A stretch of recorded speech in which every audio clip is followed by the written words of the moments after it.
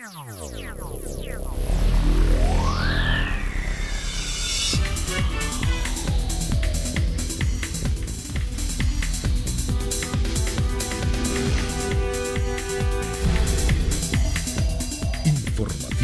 Mira TV está en ti. Amigas y amigos, sean todas y todos bienvenidos a la entrevista. Un placer contar con su amable audiencia.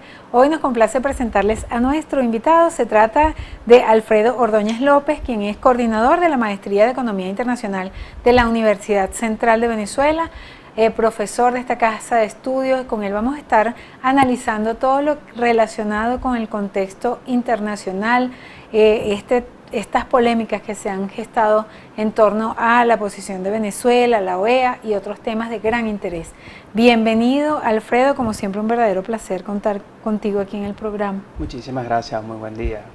Y bueno, ya Alfredo está preparando una serie de documentales maravillosos que vamos a estar ofreciéndoles a ustedes, relacionados precisamente con el mundo económico, con los organismos internacionales y una gran cantidad de temas que son de interés para publicarlos precisamente en Gente de Hoy, porque forma parte de este equipo. Alfredo, hoy me gustaría hablar acerca del tema económico en Venezuela. Sabemos que estamos viviendo una situación que pareciera no tener fin, aunque dicen que las crisis de hiperinflación tienen un tiempo de espera, ¿no? Que debe ya resolverse de alguna manera, pero yo veo que pasa el tiempo y permanece esta situación así. Bueno, irónicamente los periodos de hiperinflación que se han dado en América Latina se caracterizan que cambian cuando hay un cambio de gobierno, ¿ok? Porque eso genera otro ambiente político, otro ambiente en cuanto al tema de seguridad. Tal vez el gobierno sea peor que el anterior, pero normalmente en periodos de hiperinflación, pues al cambiar el gobierno reduce la estructura porque se marca un nuevo plan de política económica. Entonces cuando se marca un nuevo plan de política económica, pues los agentes económicos pues tienden a estabilizarse para ver cuáles serían los resultados. O sea que aquí en este caso tenemos ya un tiempo importante con una hiperinflación, o sea, cada día peor. Y bueno, hasta ahorita no hay posibilidades de cambio de gobierno, de acuerdo a lo que está planteado. Sí, en Venezuela la particularidad se espera es que si no va a haber un cambio de gobierno, que era una de las cosas que se esperaban con el periodo de las elecciones, es que el gobierno actual implante políticas de carácter monetario que puedan realmente generar una cierta estabilidad al bolívar, que por supuesto está desenfrenado frente a la relación del dólar. Pero es que es un desenfreno extraño que a mí me gustaría que tú nos ayudes a comprender, porque uno de los desenfrenos es que el tema de la liquidez de efectivo, que es impresionante cómo se ha caotizado más, porque las personas están hasta vendiendo efectivo, porque como no hay escasez de efectivo. Todo esto con miras a un eventual cambio del cono monetario, que obviamente sabemos que fue suspendido por unos días, y uno dice, bueno, mira, se va a cambiar el cono monetario, se cambió eventualmente digamos que las cifras, las monedas y los billetes que iban a estar circulando, qué va a pasar con esa inversión de esos billetes. Hay personas que están vendiendo efectivo hasta por un 150% de su valor real nominal. Entonces uno dice, Dios mío, ¿qué es lo que está pasando en Venezuela con todo ese tema? La inflación venezolana es una inflación que se caracteriza dada por productos importados. Recordemos que nosotros somos una economía rentista, que gracias a esos ingresos petroleros nos podíamos dar el lujo de mantener una balanza de pago, a pesar que es superavitaria. La no petrolera siempre era deficitaria, porque nosotros podíamos cubrir nuestras importaciones sin ningún tipo de problema. Entonces, los productos finales que están en Venezuela tienen una relación con el dólar, ¿ok?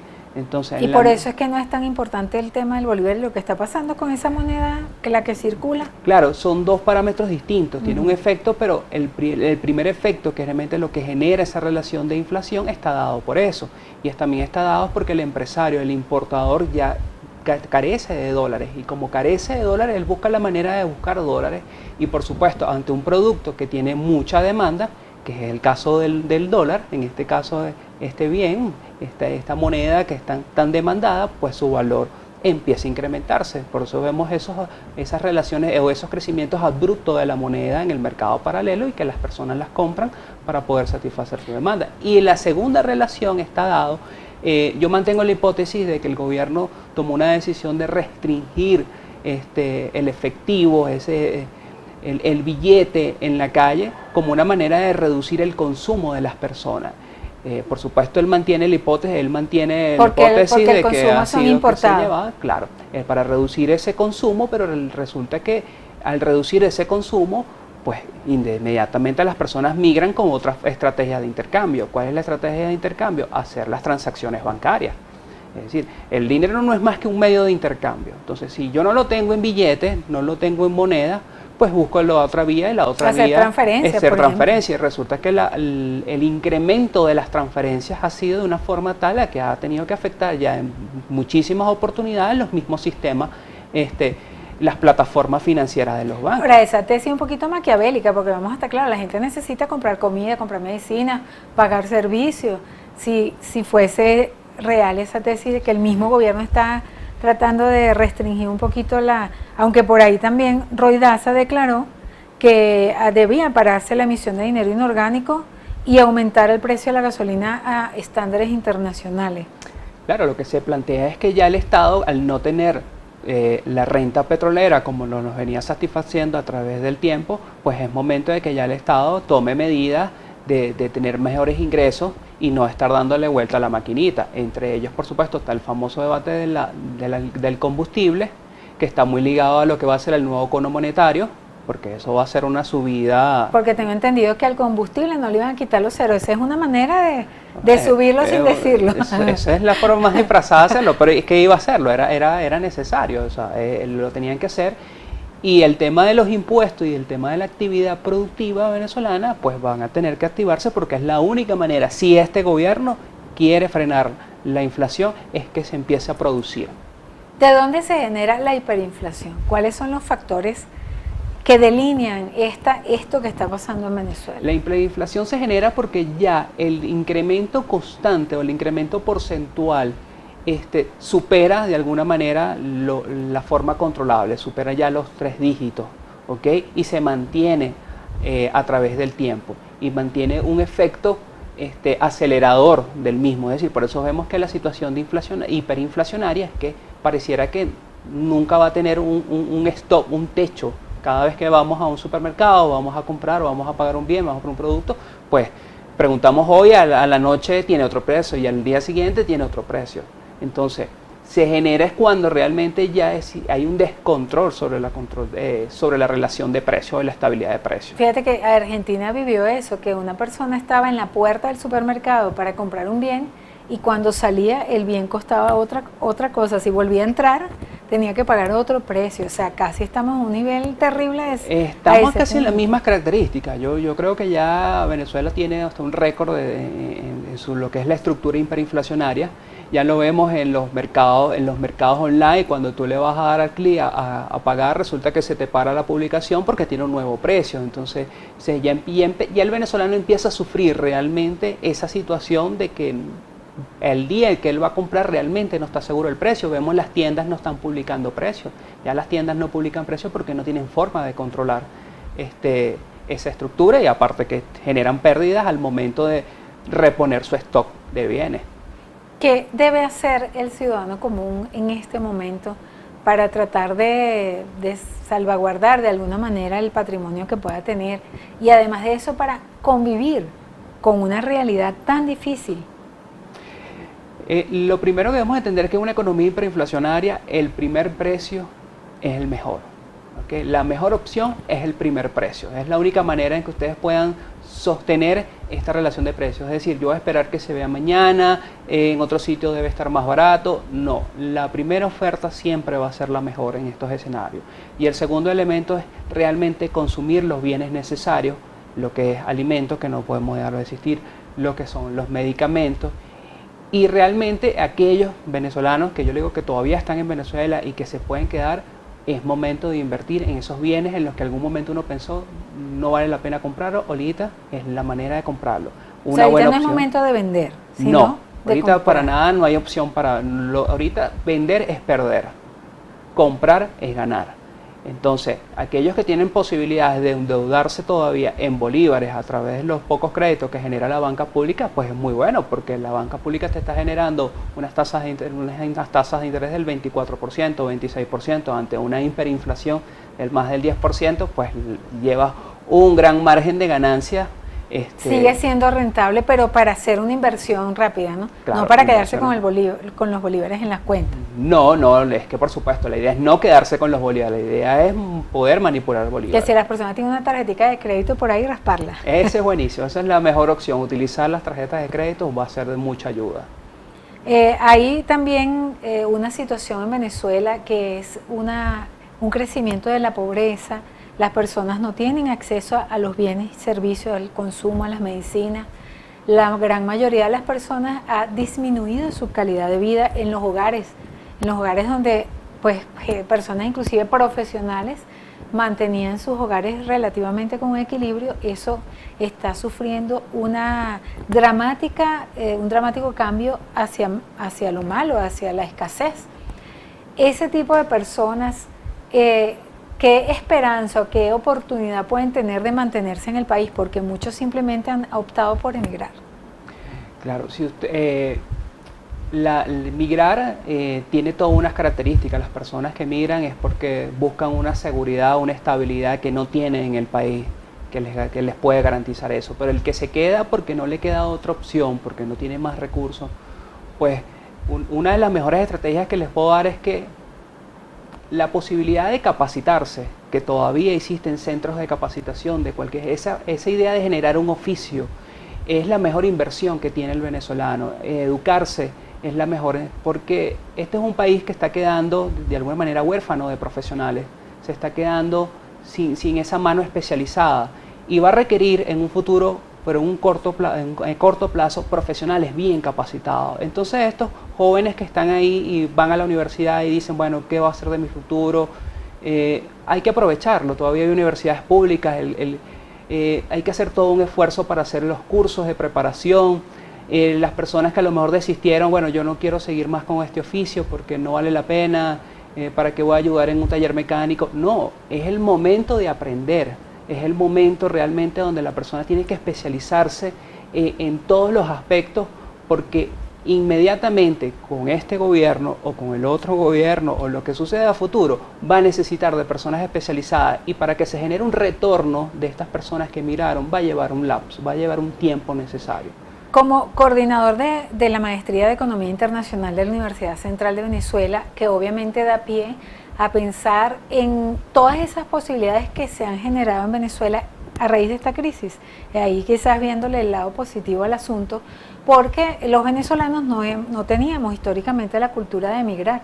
Aquí nunca nadie, ninguna familia pensaba que sus hijos iban a ir, sino que o iban a seguir en el negocio familiar o iban a conseguir un buen empleo, iban a seguir adelante, iban a viajar pero para pasear. Más bien este fue un país receptor de personas con dificultades en sus países natales, llegaron aquí a hacer un futuro. Esa es una historia y es una realidad muy cercana en el tiempo, hace poco tiempo, una generación quizás. En base a esto y a la realidad que tú estás viendo en la universidad, donde están justamente las personas que se están formando, que quieren tener una visión del país, pero que esta visión se vea a través del cristal de lo que es una relación de economía internacional. ¿Cuáles son las opciones que se muestran para estas personas dentro del mundo académico? La respuesta de nuestro invitado en la próxima parte de este espacio, así que quédense allí con nosotros.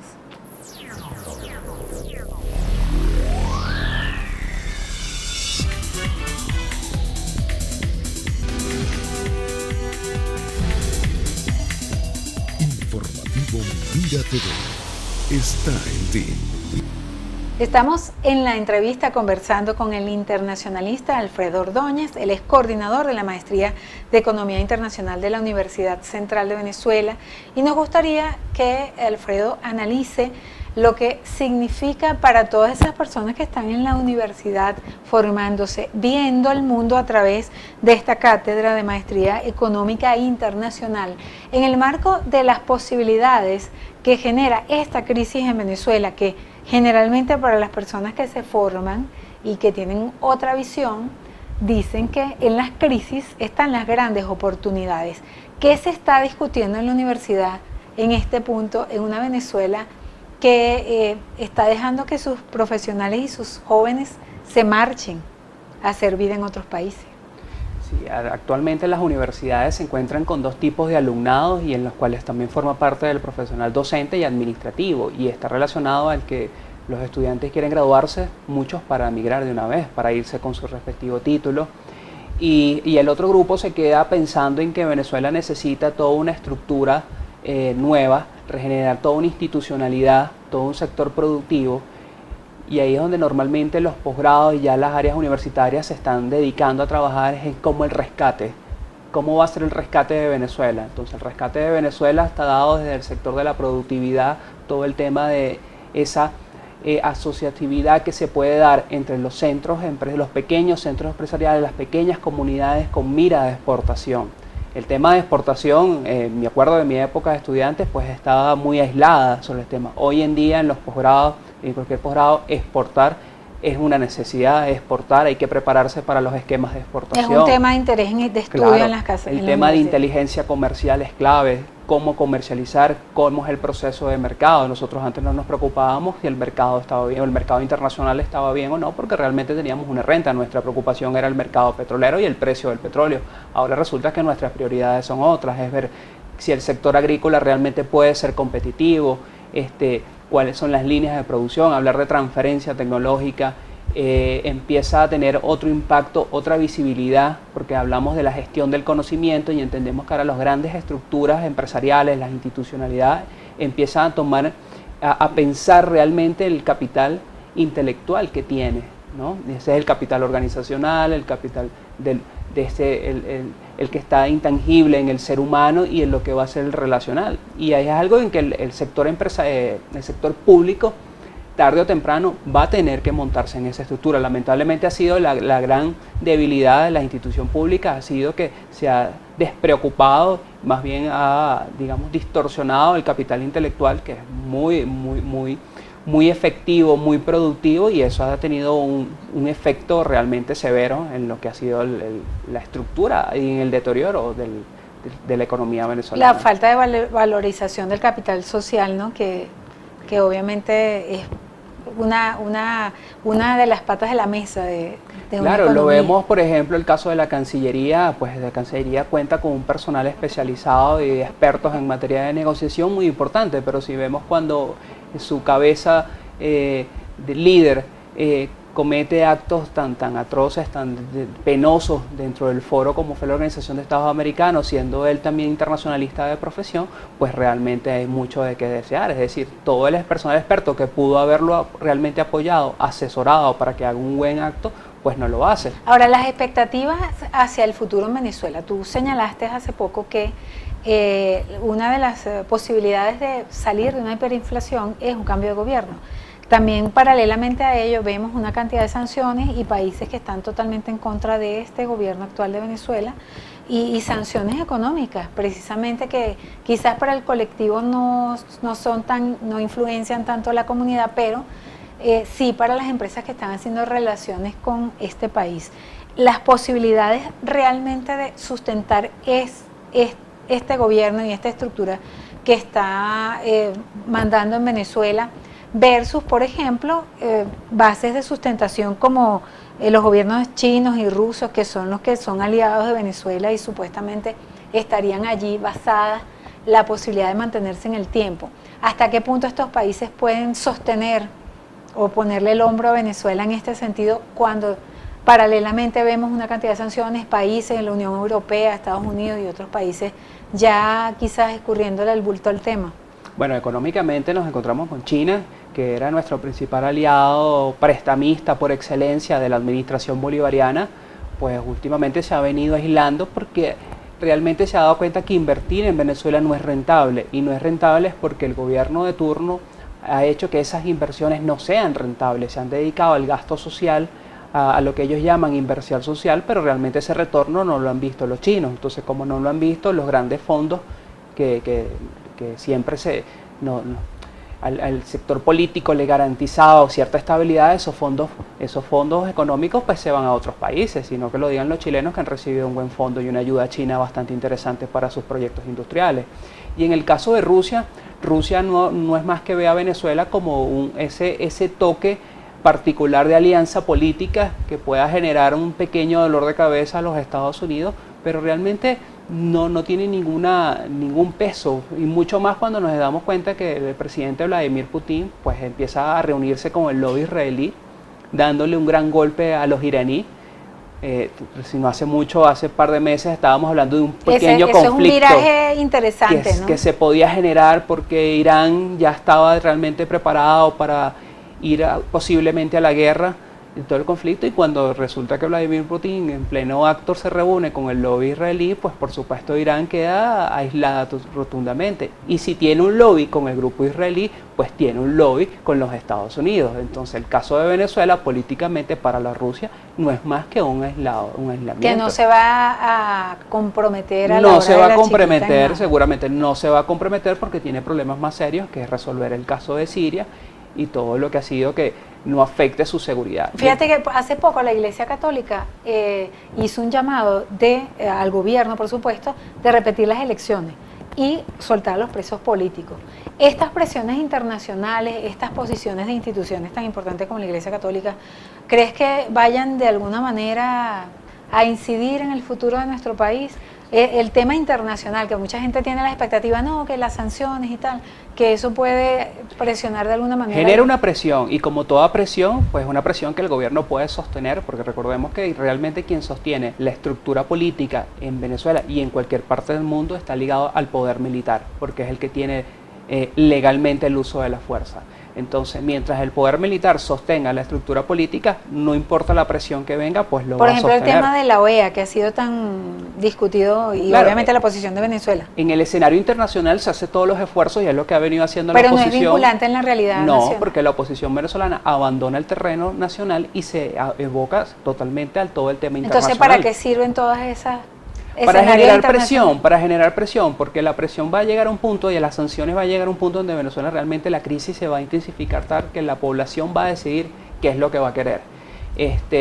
Lo que nosotros siempre esperamos desde el punto de vista de la academia es que la racionalidad entre y que los actores políticos pues realmente se ajusten a los cambios y empiece a promover toda esa estructura que indudablemente también lo espera la iglesia católica, y seguro el sector industrial también lo espera. El problema es que los problemas sociales responden a veces de formas no racionales, y ahí es donde el gobierno tiene que tener mucho cuidado, porque el uso de la fuerza puede ser hasta peor de lo que esperaba. Dentro de pocos días, nuestro vecino país de Colombia, que por cierto ha, digamos, soportado un poquito el éxodo de venezolanos que están buscando un nuevo destino, porque obviamente lo tenemos muy cerca en la frontera, van a decidir su destino a través de una elección presidencial.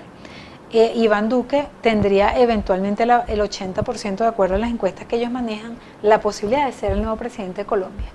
¿Cómo observas tú esa realidad y cómo podría incidir el resultado en el caso de todo lo que está pasando en Venezuela?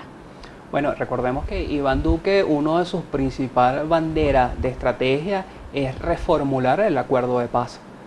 Reformular el acuerdo de paz podía generar más bien un stop a ese éxodo de venezolanos a Colombia, porque se espera de que se genere una migración de ese grupo de guerrilleros a Venezuela.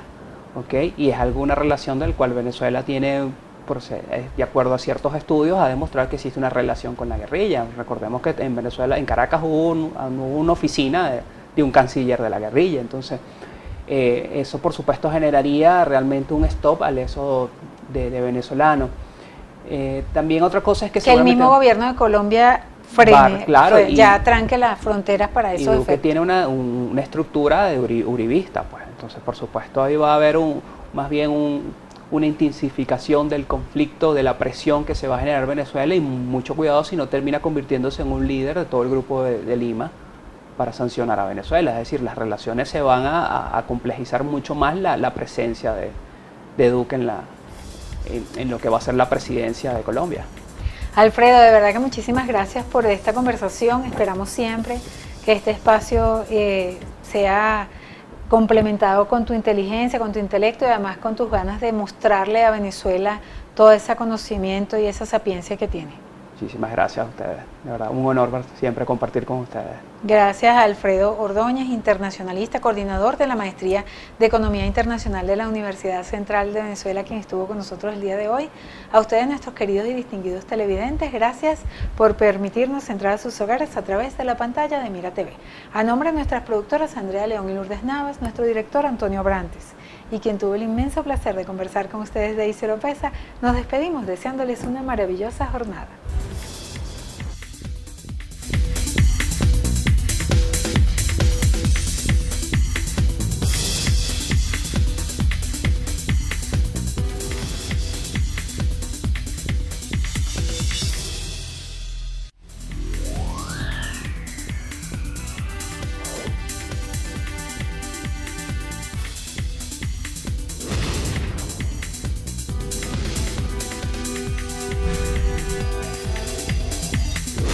Informativo Mira TV está en ti.